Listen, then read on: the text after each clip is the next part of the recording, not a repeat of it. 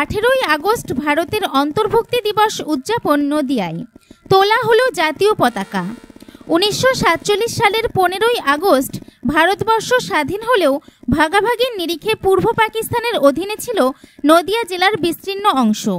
ভারতবর্ষের মানচিত্রের ওপর রেড ক্লিক যে দাগ কেটেছিলেন তার বিরুদ্ধে সোচ্চার হয়েছিলেন 1947-এর দশকে ভারতের 3 পণ্ডিতের এক পণ্ডিত, নদিয়া জেলার পণ্ডিত লক্ষ্মীকান্ত মৈত্র। সেই সময় পণ্ডিত লক্ষ্মীকান্ত মৈত্র দিল্লিতে পণ্ডিত জওহরলাল নেহরুকে বোঝাতে সক্ষম হন যে নবদ্বীপ, শান্তিপুর সহ শ্রী চৈতন্য মহাপ্রভু এবং বৈষ্ণব কুল চূড়ামণি অদ্বৈত আচার্যের স্মৃতি বিজড়িত নদিয়া জেলাকে ভারতের মধ্যে অন্তর্ভুক্ত করতে না পারলে বৈষ্ণব সম্প্রদায়টি বিলুপ্ত হয়ে যাবে।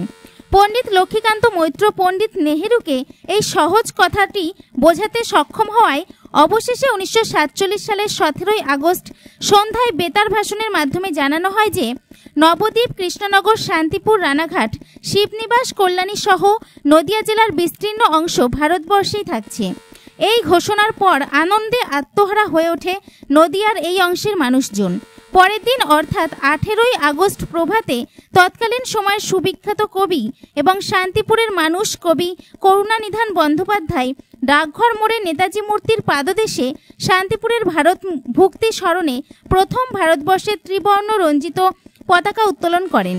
শান্তিপুর তথা নদিয়ার বিস্তীর্ণ অংশের স্বাধীনতা সম্ভব হয়েছিল কিন্তু পণ্ডিত লক্ষ্মীকান্ত মৈত্রের জন্যই।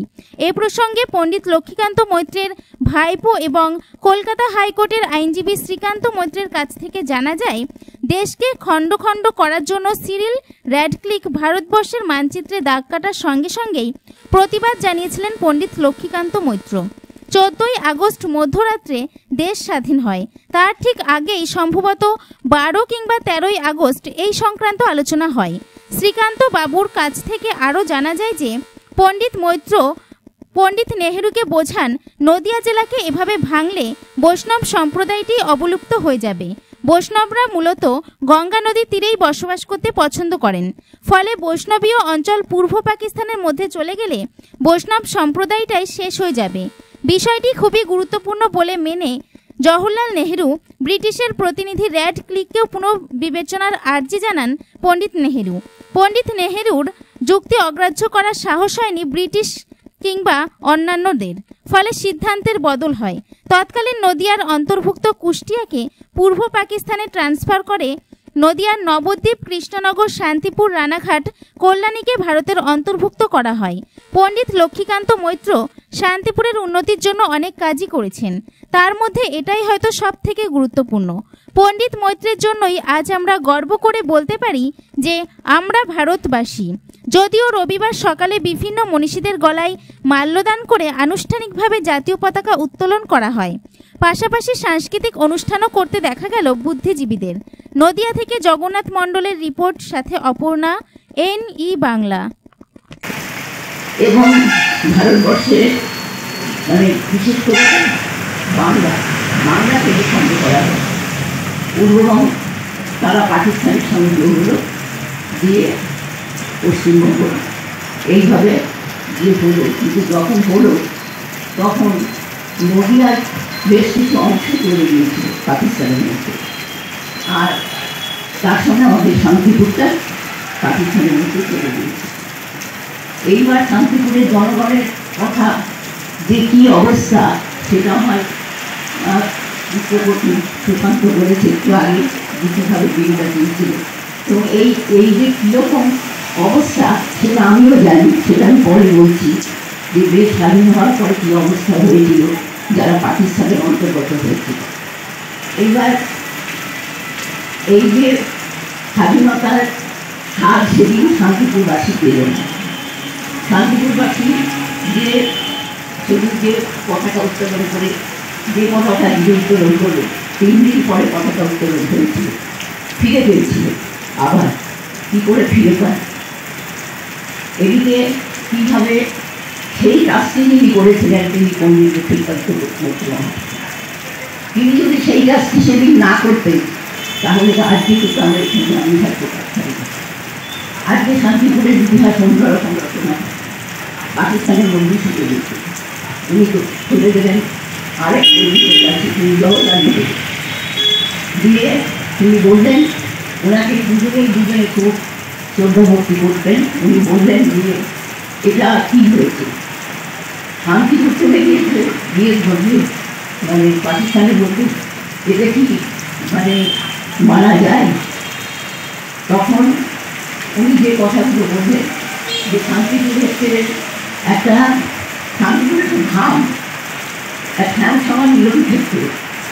এখানে একটু দূর দূর বিভিন্ন বাড়ি, এখানে দক্ষিণ বাইরে গঙ্গা বয়ে চলেছে, এখানে পণ্ডিতরা সব এখানকার সুদূর অতীতে এখানে সরস্বতী পণ্ডিতরা তো বাস করতেন এবং সব টোল ছিল, প্রচুর টোল ছিল। সে একটা এখানে রাত দোল দুর্গোৎসব এবং 12 মাসে কারো কল্পনা করতে শান্তিপুর একটা জায়গাকে যে পাকিস্তানকে হতে পারেন। তুমি কথা শুনলে শুনে যাই হোক একটা খবর যেগুলো আছে সব ঠিকঠাক করলেন, করে শান্তিপুর স্বাধীনতা আসলো 18 আগস্ট, আজকে সেই পবিত্র দিন। কাজে আজকে সকাল ঠিক 9টায় প্রথম আবেগ আমাদের জাতীয় পতাকা উত্তোলিত হলো, কারণ 18 আগস্ট 1947 আমরা ভারতবর্ষের অন্তর্ভুক্ত হয়েছিলাম রানাঘাট। তার আগে আমাদের রানাঘাটে 15 আগস্ট পাকিস্তানের পতাকা উড়েছিল। সেই ঐতিহাসিক ঘটনাকে স্মরণে রেখে আমরা 28 বছর ধরে রক্তদান শিবির, বস্ত্রদান, ফল বিতরণ, বৃক্ষরোপণ কর্মসূচি, 14 তারিখ মধ্যরাতে আমাদের জাতীয় পতাকা উত্তোলন এবং 18 আগস্ট সকাল 9টায় ভারতের জাতীয় পতাকা আমরা তুলি এবং বিভিন্ন অনুষ্ঠানের পুরস্কার প্রদান এখন হচ্ছে। সেই অনুষ্ঠানটা চলছে। যে বাহুল্য বর্জিত অনুষ্ঠান সেগুলোকে আমরা বর্জন করেছি। এবারে আরজিকরের পরিপ্রেক্ষিতে শোকাবহ পরিস্থিতিতে আমাদের উচ্ছ্বাসমূলক যে অনুষ্ঠানগুলো, আনন্দদায়ক অনুষ্ঠান, সেগুলো আমরা বন্ধ রেখেছি। দুবার স্বাধীন হয়েছে, অর্থাৎ আমরা দ্বিজ অর্থ হচ্ছে জন্মজাত, আর এর একটা তাত্ত্বিক ভালো ব্যাখ্যাও আছে, শাস্ত্রীয় ব্যাখ্যা আছে। যারা উত্তম পুরুষ তারা দ্বিজ হন। দাদা তাদেরকে নিয়ে যে ওই বাংলাদেশ থেকে এদিকে 47 সালে চলে আসা এবং একটা সুন্দর, সেই মার খুব ইচ্ছে ছিল যে সেই বাড়িটা মা দেখতে যাবে। আমরা বুঝতে পারছি বাংলাদেশে আর এই মুহূর্তে যাওয়ার পরিস্থিতি আর নেই, ভবিষ্যতে হবে কিনা জানি না। তো আমরা যেটা শিক্ষা পেয়েছি মার কাছ থেকে, স্বাধীনতা মানে হচ্ছে আমাদের অধিকার, নিজেদের অধিকারকে প্রতিষ্ঠা করা। এই যে লাইব্রেরি মাঠে দাঁড়িয়ে এই যে আমরা ডাকঘর মোড়ে দাঁড়িয়ে বক্তৃতা করছি, আমি তো স্বাধীন বলে পারছি। আমি যদি একটা পরাধীন দেশের বাসিন্দা হতাম তাহলে কি এই স্বাধীনভাবে চলাফেরা করতে পারতাম, মানুষের সঙ্গে মিশতে পারতাম? এইভাবে কি মানে নিজের পড়াশুনো থেকে শুরু করে নিজের, আমি যদি মনে করতে পারি যা করার আমি সব কাজ করতে পারি, এটাই তো হচ্ছে প্রকৃত স্বাধীনতা। কিন্তু স্বাধীনতার